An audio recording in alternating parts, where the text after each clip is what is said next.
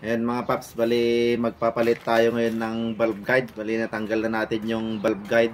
Ang gagawin lang natin kung paano tayo ngayon magkabit ng valve guide, kasi pinapa-machine shop to, pinapa-press in press out. Pero dahil malayo ang machine shop nga dito sa atin, ay DIY lang yung ginagamit natin. Gamit tong dating pinagpalitan niya na engine valve at saka valve guide. Ito yung gagamitin natin na pang press. So tulad nito mga paps, at ito yung bago. Ang gagawin lang natin dito ay lalagyan muna natin ng engine oil para may pampadulas. Ito na yung bagong valve guide natin. Ito yung pinaglumaan. Ito yung bandang loob. So yan. Ganito lang mga paps. Lalagay lang natin yan. Saka natin gagamitan ng martilyo.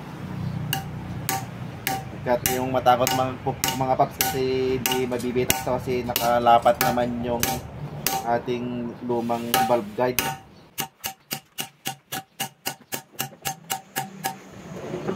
Ayan, may gamit na mga paps. Okay na.